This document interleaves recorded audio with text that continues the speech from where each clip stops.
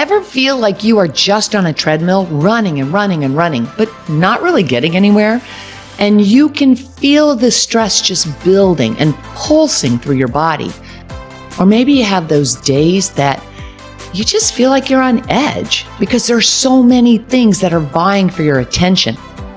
Oh, and by the way, when did leg cramps suddenly become part of your daily routine? Maybe you have tried meditation to release some of the issues. Heck, you have heard how helpful it's supposed to be in reducing stress and connecting you to your vision. But every time you close your eyes, your entire to-do list for the week pops into your mind. Or you suddenly become keenly aware of the lawnmower buzzing outside. Well, if any of this sounds familiar, today's episode is for you. I brought a social psychologist who specializes in mind-body medicine onto the show to share some tips that you and I can take to live a more fulfilling, vibrant life. It's coming up next. Stay with me.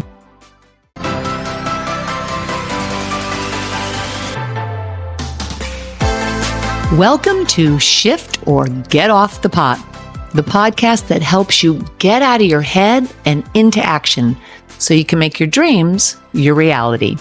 Let's get to it.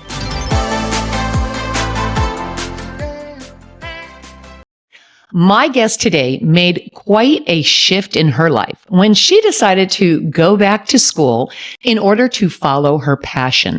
She went back to school to become to get a PhD in social psychology and to become certified in mind-body medicine and trained in mindfulness-based stress reduction. That's kind of a mouthful.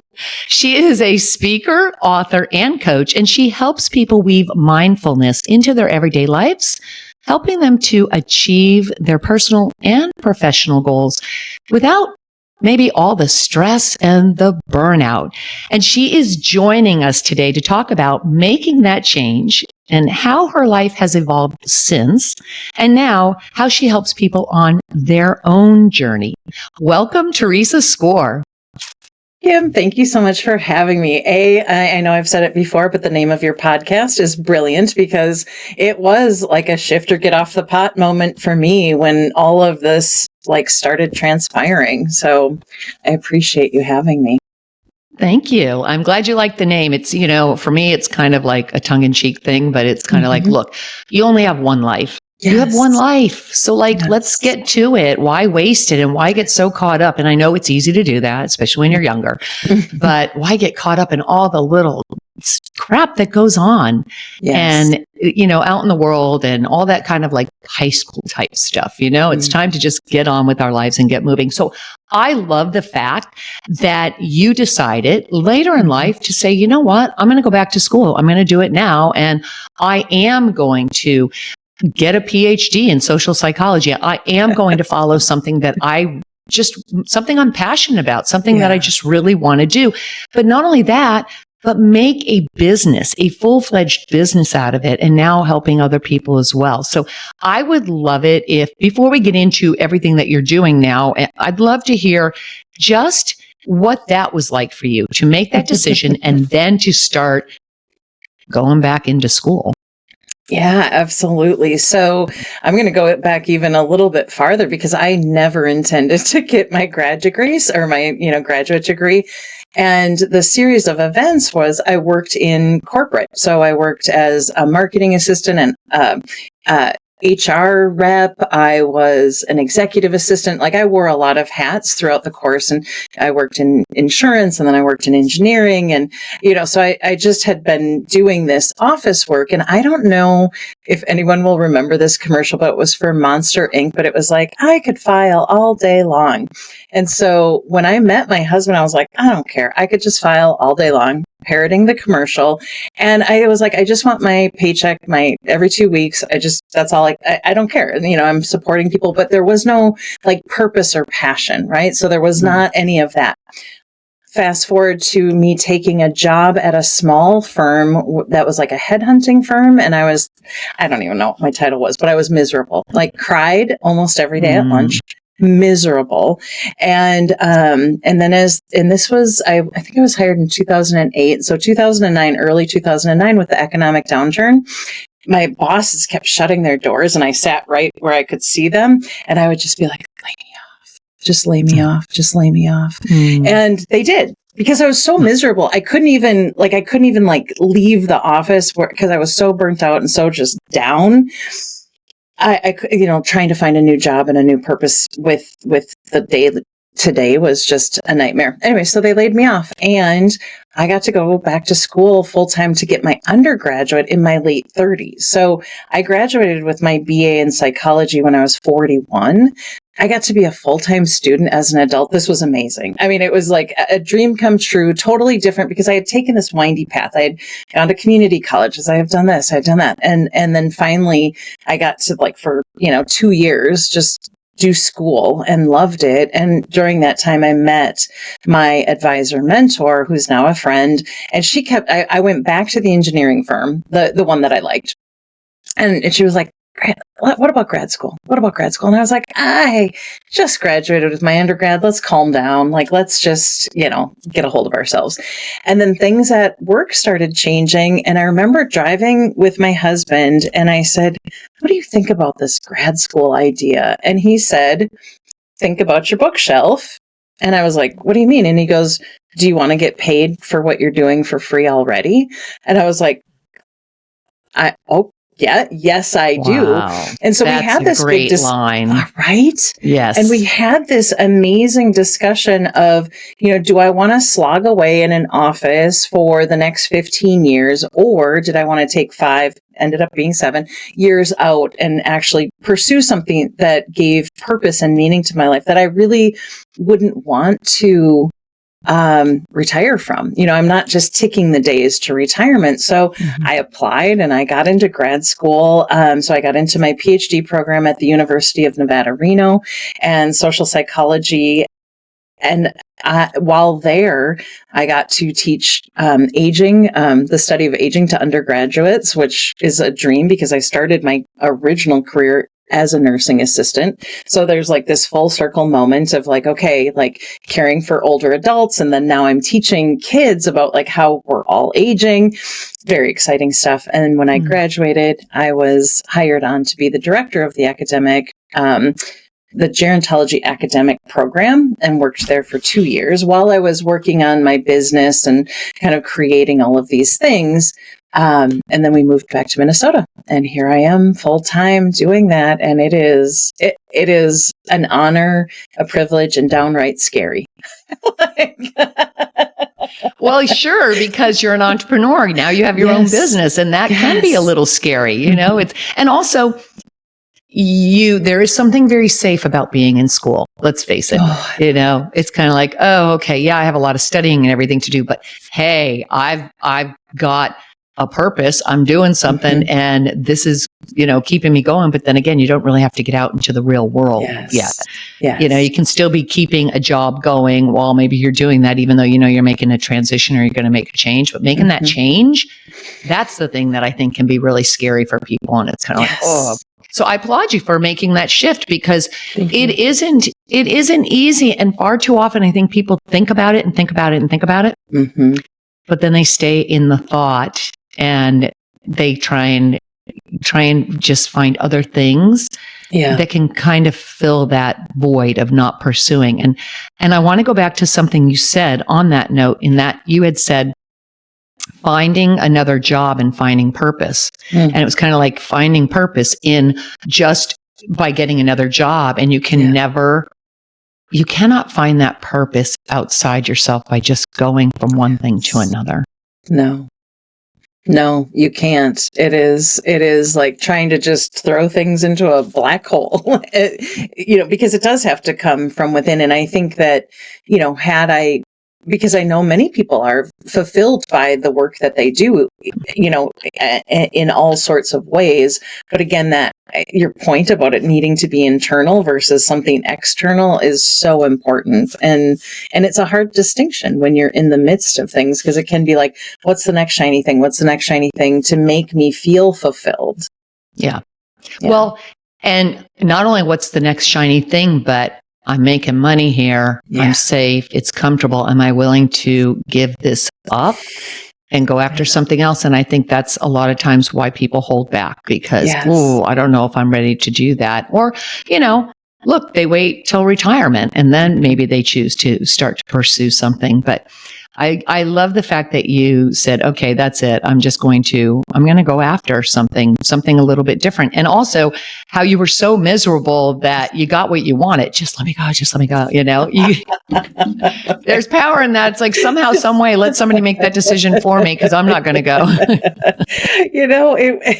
It was one of those, and all of this has felt very, not to be too woo, but it feels very like paying attention and divine timing, because I had never planned on going to graduate school. While in graduate school, I was so stressed that first year, Kim. That's how I got into mindfulness and meditation, because my stress response was like, okay, like we start smoking again. Like, oh yes, drinking goes up, because it was all those like my neural pathways were like, oh, if I'm stressed, this is what we do. I had quit smoking for 6 years prior to that. Grad school, that first year, it was just like Sour Patch Kids, cigarettes, whiskey. I mean, it was all there. And a friend of mine, because I was like, oh man, I'm really struggling. And she said, well, have you ever thought about meditation? I was like, I will just literally do anything. Wow. And I signed up like within minutes of her sending me the link to the mindfulness-based stress reduction course that was offered on campus. And then it shifted my life so much that I was like, oh yeah, let's do that while I'm getting my PhD. And so getting trained in those modalities concurrently, but it was very supportive. It was a really important shift for me. And now, as you had said in my bio, everything comes back to mindfulness and all roads, and it supports everything that I do and teach. It's interesting how that works, because oftentimes I think out of the darkness, out of the pain, yes, we're led to something that not only helps us, but then in turn, it really becomes our life purpose and what we can turn around and give to other people as well. Yes. And that is before I get on any call, before I get on my own podcast, before I do anything, that I sit with that intention is that my words or something that I do or say can somehow support somebody, whether I know it or not. And I think that's key, because oftentimes we're completely unaware of it, or we say things and we think, oh, people have heard this before. People already know this. I mean, a lot of times I'll do that. Oh, they already know this. And it's like, no, they don't. and you don't realize how it can actually have an impact on somebody. But that's a good friend, leading you and recognizing that you needed something else. It wasn't like, okay, well, let's just go out. Let's go do this. Let's blow off some steam. It was like, let's try some meditation. Yeah. Let's try and get back to center here. Oh, life-changing, that conversation. So that was the thing that led you in then to really getting into the meditation, the mind-body connection. Mm-hmm. So explain then, now that you start doing that, how did you then transition that into really a business? And what were you building it around? Because listen, I know well-being is, and mindfulness. Mindfulness is kind of a broad term. Mm-hmm. I know a lot of corporate is now looking at, okay, we got to incorporate mindfulness. We have to incorporate well-being into our company culture, because there is a lot of burnout. There is a lot of stress. Yeah. And so I would imagine that it's, okay, I can get this into corporate. I can start working with them. But is it that you go in and you say, okay, I've got a workshop that I'm going to start helping your employees with, or your leadership team with? Yeah, that's a great lead in. So I do want to say that for me, what mindfulness, and mindfulness, I like the Jon Kabat-Zinn definition, which is paying attention in a particular way, on purpose, non-judgmentally, because that non-judgment piece is always that thing. But being able to pay attention to my life non-judgmentally helped me not get rid of the stress. So that's like the bad news is if someone's like, oh, I'm going to start meditating and then I'm going to be stress-free. It's like, no, you just get to acknowledge it and meet it in a different way. And so what I have done over the years, so through my training, I've taught cancer survivors. We had a group that we were working with, and that was one of our training sessions that we did that specific. In corporate, my colleague and I had developed a 12-week mindfulness program where we led everyone from C-suite to on the floor in the manufacturing in this 12-week program that we had created. Right now, I am going to be doing a workshop on mindful communication for an engineering firm where it's for their women's group, because again, it's a male-dominated field. And so how do you talk about those things? And for the first time ever, we have 4 generations in the workplace. So it's also going to be talking about mindful communication between generations, because we can sometimes do this, which then hits into my, ageism and all of those talks about the internalized ageism and how do we talk to people who are different ages, or how do we view them? Because it can go both ways. Because, younger people get, age discrimination because it's like, what do you know? And then older adults, same thing. So it's pausing and making sure, like, how are we, where am I blocked, and how can I express this in a different way so that I can be heard and make a positive impact. So, and then I've done stress and burnout, and right now I'm working on, I piloted a mindful aging workshop over the summer, which was well received. And so I'm going to be doing another one this fall. Okay, this is really interesting because I wouldn't think so much about the communication. I obviously get, but that younger people feel like, people are looking at them like, what do you know, and such. Because I think a lot of times it's the other way around, when people are like, look, they don't get it, they don't understand technology, they're not as fast, it takes them forever to get things done, and making somebody feel almost just ashamed of the fact that they aren't as fast on some of the technology that the younger generation is. So I think that's really interesting that you can go in there, and again, mindfulness is a broad topic, but being able to go in there and talk about that and the communication and the different communication styles, and really being able to meet the different generations at their level. Yes. But then, even still though, talking, about being able to create workshops or a course on ageism and really mindfulness in aging. So I'd love to hear a little bit more about that. Sure. So when I was in Reno, I was working for the Sanford Center for Aging, very definite for, right? Very pro-aging, I taught, study of aging to college students. So I was like engaging with people like 18 to 23, sometimes a little bit older, talking about this important topic, and very pro-aging. So I'm surrounded by a very pro-aging community. And then I moved back to Minnesota, which this is where I was born and raised. And all of a sudden I was in my peer group, and I was like, wait, what is happening? Because so many people, Kim, were like, oh, getting older is hell, da, da, da. Like, I just hate this. It sucks, and blah, blah, blah. And I was like, what, like literally what is happening? Because again, I thought, well, I'm 54, and if I'm going to live 10, 20, 30, maybe even 40 more years, what's the narrative that I want to have? And for me, yes, it's not sunshine and roses, and it's like not all puppies, right? With aging, there are some inherent challenges, but how we talk about it, how we approach it, we can create our own internalized ageism, where we're kind of negating our experiences and going like, oh, it's just because I'm old, and then you're not trying anything new. Or you can say, okay, this is, I'm paying attention on purpose. Okay, yeah, my right knee hurts. Okay, how can I support my right knee? Because then it gives you like this space to understand what is actually happening, so you can get the resources.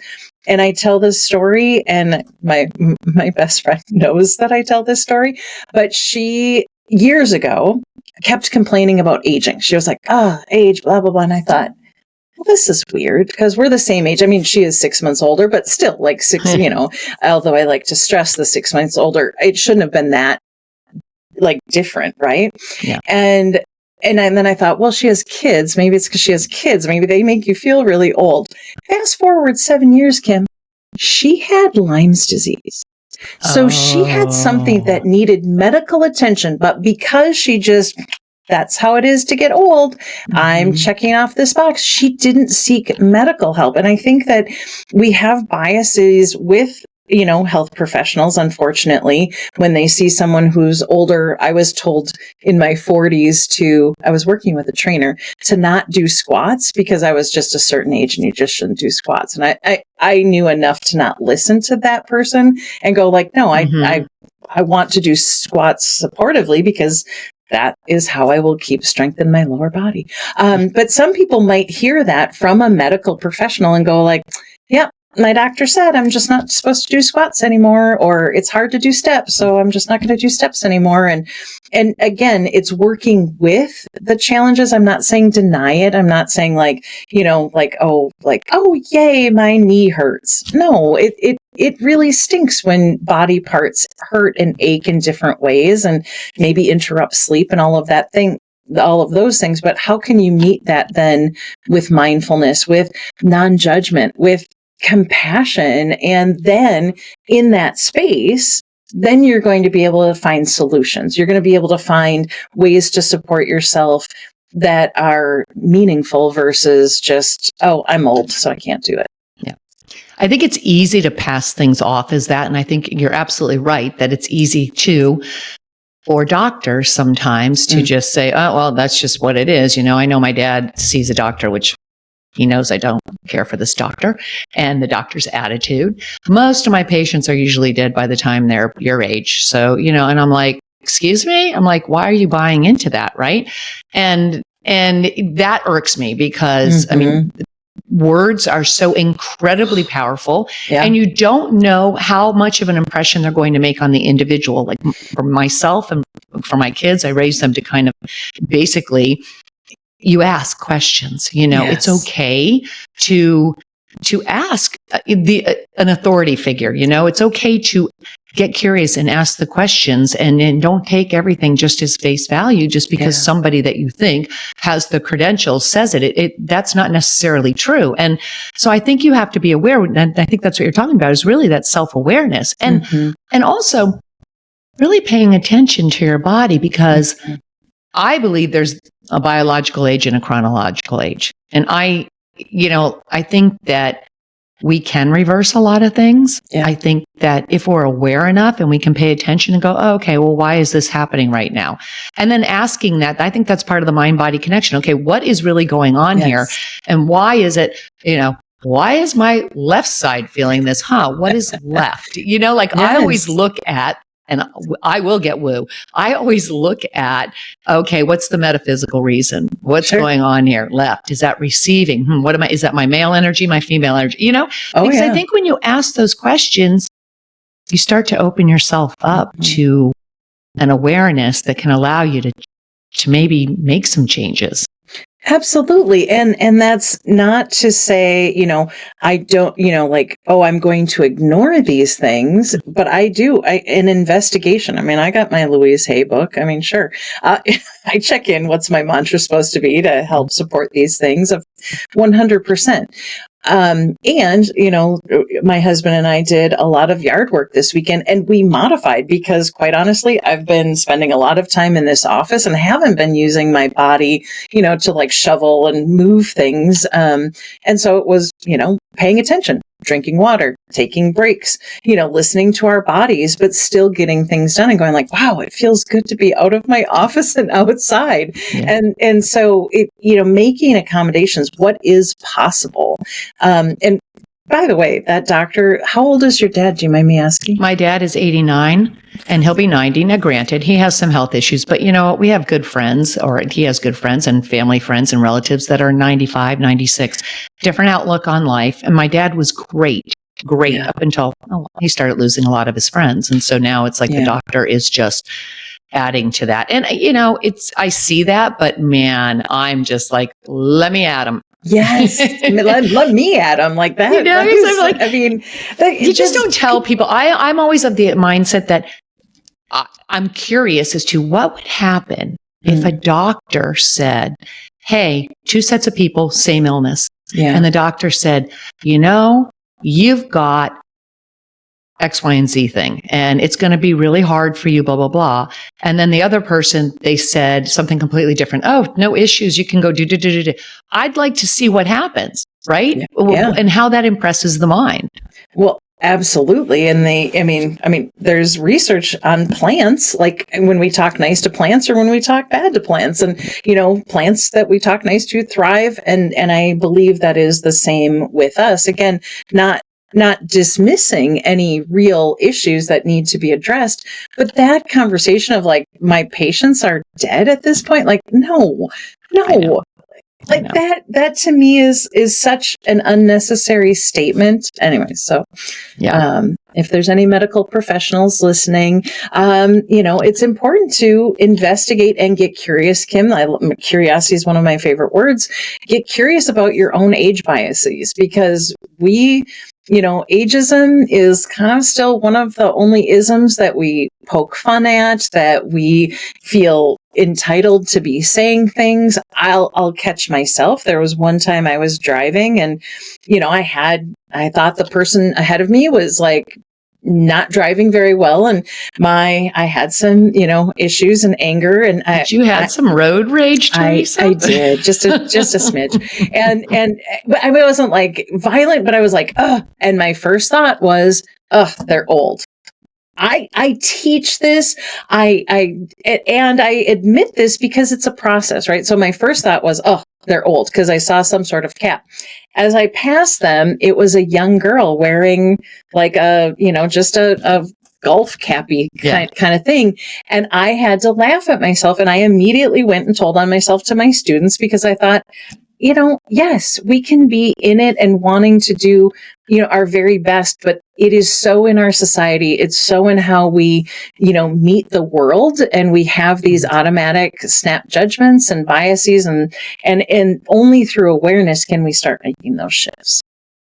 Yeah, I think it's easy to do that, like you said, because it is something that's just habitual, really. Yeah. And we've heard it so many times. And so it's like, oh, okay, we can get a little judgmental. Mm-hmm. And I think that's the thing that really tends to, I guess, just throw me a bit when I talk with people that are same age as me, and they complain about, oh my gosh, I can't believe how are you still running? Oh my gosh, my knees can't take that. I had to give that up. And I'm like, well, are you doing anything? Are you hiking? Are you walking? But oh no, my knees hurt. I'm like, oh, okay, but all right, to each their own. If that's what they want, okay, fine. But I used to find myself apologizing for my energy level. I have a lot of energy. I just have a lot of natural energy, mostly because I'm happy. I love what I do. I'm sure you feel more like that now that you got out of what you were doing years ago when you were so miserable. And it does change your energy level. It makes you, when you're happy, you do have an energy shift, and you are naturally much more energetic, I think. And so, but there was a time where I would be like, oh my gosh, people are like, oh wait, are you serious? You're going to go do that now? And I'm like, well, why not? Like, what? And I thought, why am I doing this? You know what? Forget it. I'm just going to live my life the way I choose to live it. Yes, and not apologize. Meet my energy, or go sit in a chair. That's fine. But as you had started out, this is our one precious life. What are we going to do? Are you going to, go in, yes, you can sit next to someone, sure, sometimes, but never apologize for the fact that you have a vivaciousness and, thriving life. Like, okay. And to the point of people whose knees are hurting, again, it's what is still possible, right? Not just, I'm old, I'm going to sit on the couch. And also, I guess if that's really what you want, but I think at the heart of hearts, that's not what people really want all the time. I mean, I know I love a good lounge day as much as the next person. And I can tell a difference of, where's my energy if I've just been, doing a movie marathon. Sometimes it's great. I applaud that. And if we're really paying attention, our bodies do want to move, and they want to be, cared for. And so, what exercises can you do? How can you support your physical health? How can you support your mental health and not get stuck in that rut of it's just, I'm old. And, to your point about running, I worked with someone who years ago, God love him, he was a runner. And then when his knees said, no more running, thank you, he switched to biking. But he never let go of this narrative of running's better. It sucks that I can't run. And so there was always this little, yes, he did some great bike trips and he had great adventures, but it was never quite good enough. So it's like, how can we shift to be like, okay, yes, maybe I have to grieve this one piece that I can't do, that's not optimal for my body, but how can I let go of how I think it should be or it used to be, and be with the present moment and say, okay, what's possible here, and finding those things that help you thrive and, live life, this one precious life. That's a great point to allow yourself to maybe grieve a little bit in order to let something go. Because I think you're right. I think a lot of times we don't give ourselves the space to do that. And we just kind of roll on to something else and think, oh, I'm going to do this, man. I am just going to plow through this and do this just because, even though I have to give up something else. But I think if we allow ourselves to give that space to grieve a little bit, it makes it maybe a little bit more palatable so that we can start to go, okay, I see that there's some changes here, but I can now find the beauty in this. Yes. Instead of kind of shutting that off, because that's what you're doing. He's just like really kind of shutting off really all the potential greatness that can be in that. Yes. By holding on to the other stuff. And I think we do that a lot as human beings. We hold on to some of that other baggage, right? Yes. Because it's familiar. Instead of just releasing it. Yeah. I mean, it's when I think about my previous career, the making the change, it definitely, and I know I said this, I was like, well, it's the devil I know. It's the devil I know. So you just keep dancing with the devil because it's safe, and it is the uncertainty and of trying new things. When I was in my cohort, everyone legitimately could have been my children, chronological age-wise, right? And so I loved that experience, but it's not easy to say, oh, I'm going to try something new, because that is where also mindfulness comes in, because there's nothing certain in life, but mindfulness can help you meet that, because you're in the present moment, right? So you're in the present moment, and it's like, I don't like this feeling of uncertainty. I don't like this feeling of, I don't know what I'm doing. And it's like, okay, can I offer myself some compassion? Okay, I don't know what I'm doing. Take a deep breath in the present moment. I am actually safe in this moment. And then you can move forward. Yeah. Taking a deep breath, giving yourself some of that time to do that, to just kind of hit pause and then to get yourself back into the present. I just did an episode on burnout, really, and on finding balance, and how do you get yourself really out of just that slump or that feeling of I'm in the muck and just I want to get fired up again. And I think that there's really a couple reasons why people go through that, and it's you're out of balance, like you're just out of whack. You got too many things going on. But I also think too that sometimes that burnout and that feeling of just not being able to get inspired is because there's sometimes we just hang on to, like what you just mentioned, the devil, like the familiar. Yeah. And we're afraid to let that go. And so we're creating these, in a sense, blocks for ourselves so we can't experience the joy of what we really want. Yeah. So when you, in the mindfulness practices, do you teach like meditations or processes that help people to really be able to address maybe some of those limitations that they're holding on to, and then start to find the balance? Yeah. So when in my teaching, I use a lot of different modalities, anywhere from, art to dialoguing with a symptom, which is super powerful, but always blows my mind how supportive it is, and guided meditation. So there's different ways to access that guided visualization to kind of start tapping in, because I think to your point about, listening and staying stuck, often we don't even know what we want. We don't know what we like anymore. We don't know, who we are. Maybe you've spent years, raising kids or supporting parents or doing something like that is so like outward facing that you forget like, what do I like? What makes me happy? And so that's like where you start actually like getting to know yourself. Like there's the saying, be still and know. And so when you are still, it is like listening. And sometimes the mind is very active and very busy, but that's also not what you're trying to get rid of. You're like, oh, interesting.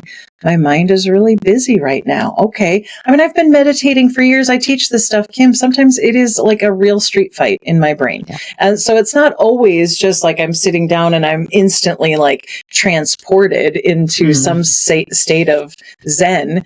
It can be real arduous sometimes, or if something is going on, deep grief, some situation where it's weighing really heavy, but that's when you meet it, right? And there's a saying, Sylvia Bornstein, it's, may I meet this moment as a friend, or may I meet this moment as it is, may I meet it as a friend. So it's like, this is the moment.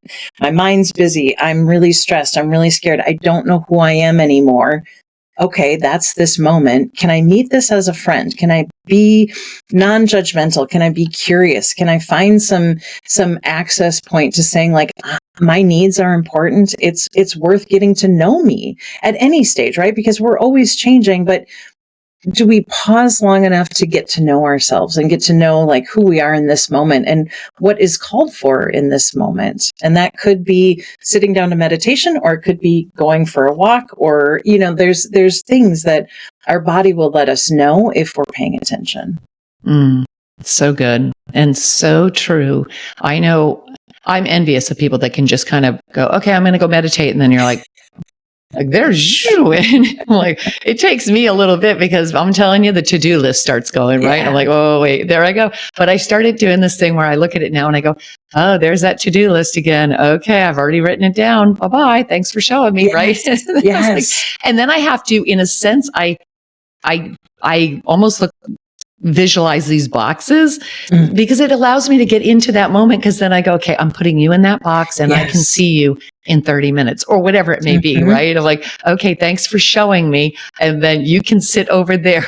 Yes. But I will say it's definitely a practice. It is. And I have found that if I incorporate and really pay attention to my breathing, it allows me to just now I can just kind of let go of some of the stress and meet that present moment and be in that, because man, with guided meditations, I think those are so powerful. Guided meditations, I think, can really, truly help you access that deeper level where you can really start getting the insights and in a sense, the downloads from spirit that, or the solutions to problems that you may be looking for. Yes. But I think sometimes doing it, for me, what I have found, sometimes doing things or trying to do it on my own, it's been a little bit harder. Sometimes I need the voice of someone else outside of myself to walk me through that. And I think that's so incredibly powerful. And I love the fact that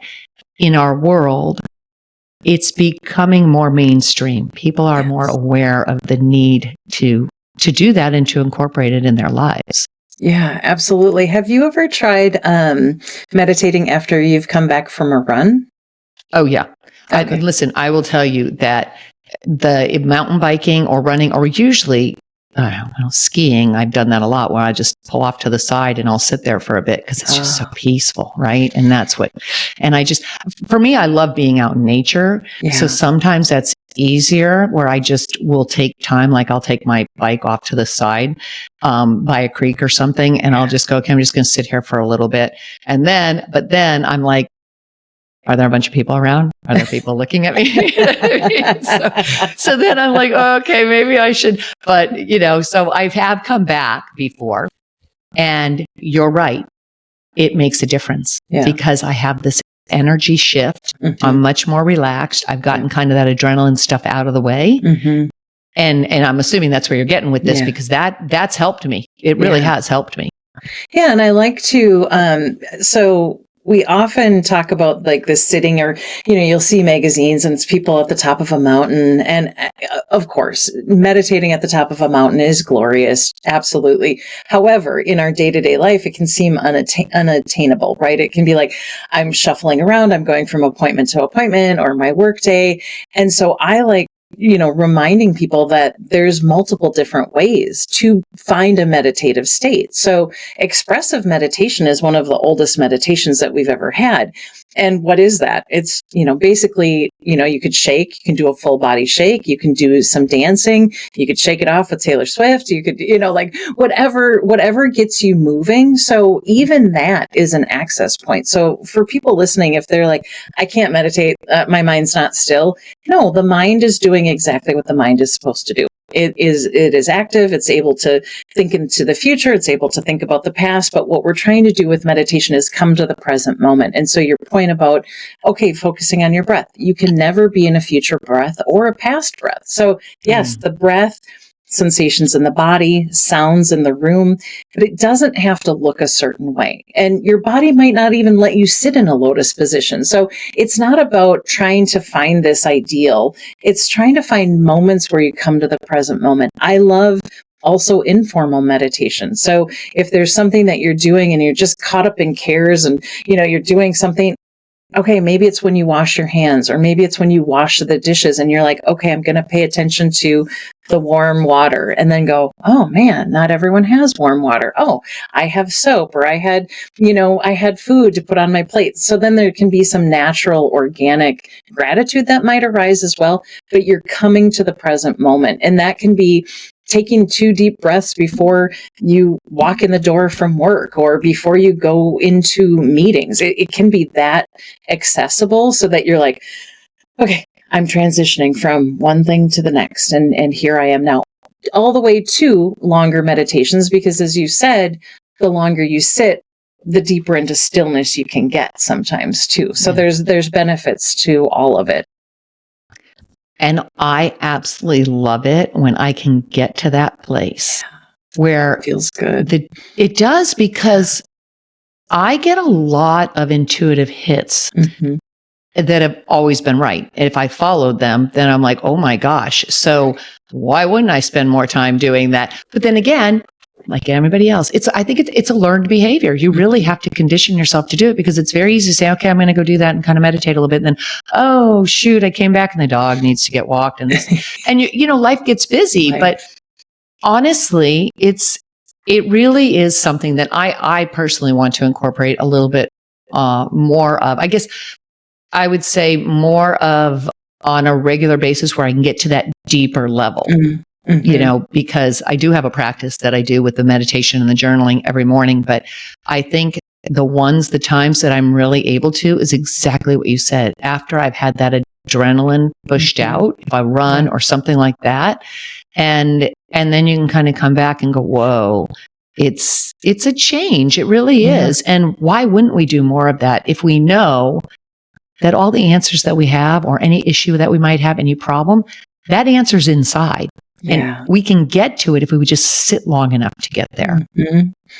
To be still and know, allow the information to be here, because in the busyness and in our 24-hour distraction, like the phones in our hands, and it's so easy to be like, oh, I don't want to do that because I have to check the weather, and 20 minutes later, I'm down some social media rabbit hole, and I never check the weather. So it's also about paying attention to that. And I love that you're saying, like, it makes a difference, and you get those insights because you took a pause, and you can do that with journaling as well. And sometimes people have, really great insights that way. So there's a lot of different ways to access it. But I do think making an effort to get to know yourself and spend time with yourself like you would a friend is such a beautiful gift to give yourself. It's a beautiful gift to give yourself. And something you said earlier was that we're always changing, right? Because we're always evolving. That's our soul's purpose. But you mentioned that, you might have a different chapter in your life because maybe what you've known about yourself is no longer that person. I mean, I raised 4 kids and I was a mom. I had a business before. I had my own business. And then I became a mom and then everything shifted. And then I was like, oh, then afterwards I was like, I know I want my own business again. But it took me a while because I didn't know who I was. It was like I was approaching it from the person, the Kim that was prior to becoming a mom, rather than the Kim that had already become a mom. And now I had a whole new depth of understanding and appreciation for certain things that I didn't have prior to that.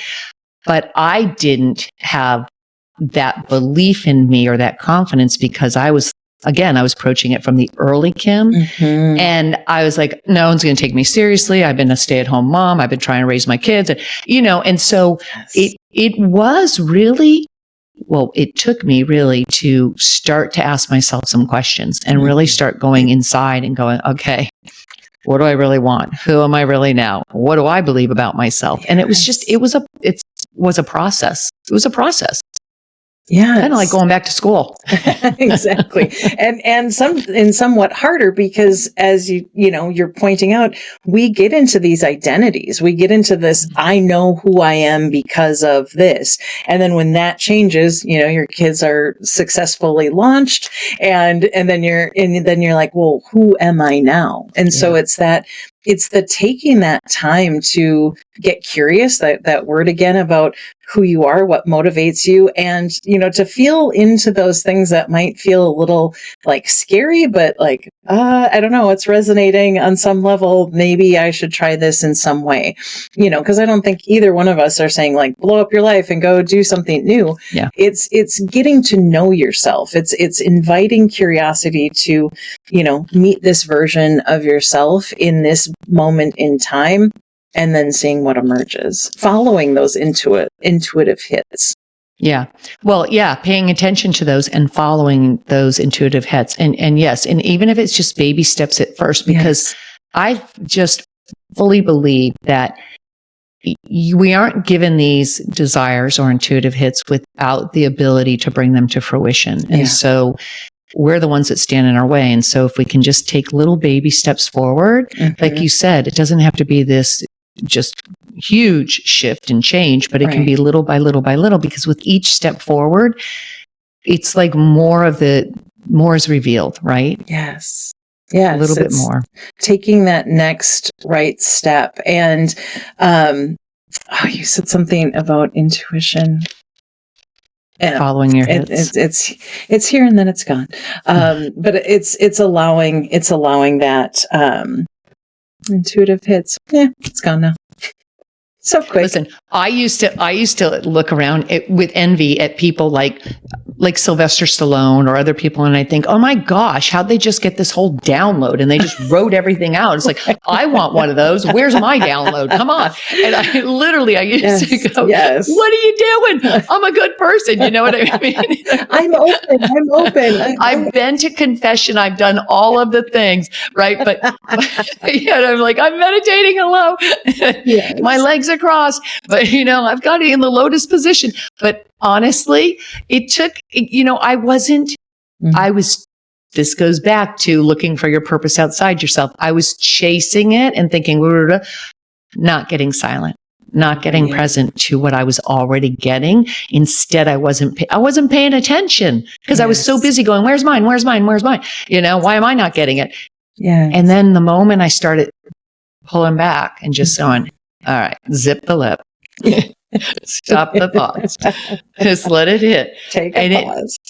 Yes, just pause. And also be grateful for the little things that you mentioned earlier. Like, I love the analogy, just like, okay, look at, not even an analogy, but just the image rather of just turn on the water and think, oh my gosh, I have warm water. I can just turn it on and I've got warm water. There's a lot of places in the world that don't have that. Places that don't. Yeah. So I love that you brought that up, because it is being grateful for even the small things. that Yeah, leads to bigger things. And I think that, that organic gratitude for what we have, because, I have a bit of an issue with, I don't know, that's a whole nother topic, with gratitude, because it's become some of this placebo of like, just be grateful, just be grateful. And there's people who, back to my original thing about, you might need to experience grief in order to then open to gratitude and appreciation. Because, if we just say like, do that spiritual bypassing and we're like, oh, we try to skip to the good part instead of like, this is something real that is happening in my life. And how can I be present with it with non-judgment, curiosity, and compassion, and then open to that, what's next. Yeah, I love that. Great points. Theresa, this has been fantastic. I love this conversation. I think it just is so helpful to get us, in a sense, somewhat grounded and being more present and becoming more aware so that we can experience really the fullness of life. Yes. And the whole beauty of life. Yeah. I love this. I know that you have some things for our listeners, which we will link down below in the show notes. But if you want to explain what those are. Absolutely. Or the meditation, right? One of the links is to find me on Insight Timer. So Insight Timer is a free app. You can also pay to get more, but my offerings are free on there. And as a Insight Timer teacher, I have guided meditations anywhere from like a minute where I read a Mary Oliver poem to, 20 minutes of like doing kind of more of a loving kindness meditation where if you're feeling like frazzled with the world, it's a way to go like, okay, and then you're wishing people well. So that's Insight Timer. And then I have a workshop coming up that I'm so excited about, mindful aging, shifting your narrative. And it's going to the topic that we were talking about, like ageism, internalized ageism. How are we talking about our own aging and others' aging? And so I piloted it this last summer and it was well received. The feedback that I got from a couple of the folks was they wanted it to be longer. So I made it will be on Zoom and 3 weeks. So 3 sessions.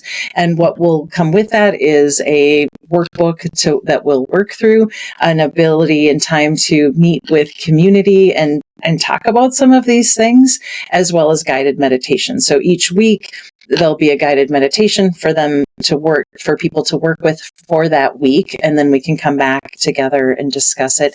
And really it is shifting the narrative. Like let's, again, I'm not saying, because the whole like, oh, they're, 29 plus, I don't know. It's like, no, what's the reality? We've had X amount of trips around the sun. Okay. Like, how can we meet that? And the challenges. And I've had some people who, they had physical issues and they're pissed because they did everything right. And I'm doing air quotes, and people who are like, I tried to do everything right. And then now I have this genetic condition that I didn't count for. Okay, well, how can you meet that? How can you meet these challenges?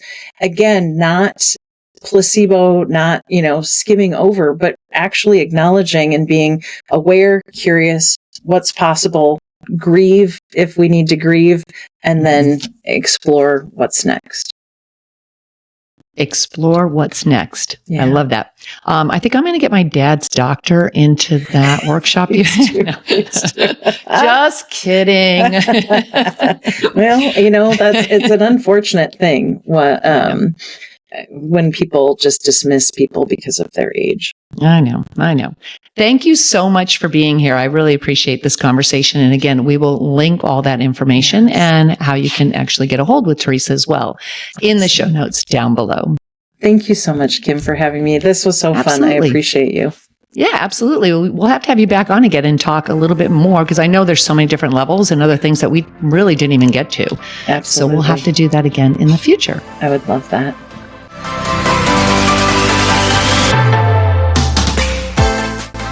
Thanks so much for joining me here today. If you want some help achieving your goals, you can grab the Success Bundle link down below or head over to my website, kimkellythompson.com, where I have several free resources to help you. If you like what you've heard today, please consider hitting that subscribe button and join me throughout the week for episodes that will help you make your dreams your reality. I'll be back again soon with another edition of Shift or Get Off the Pot.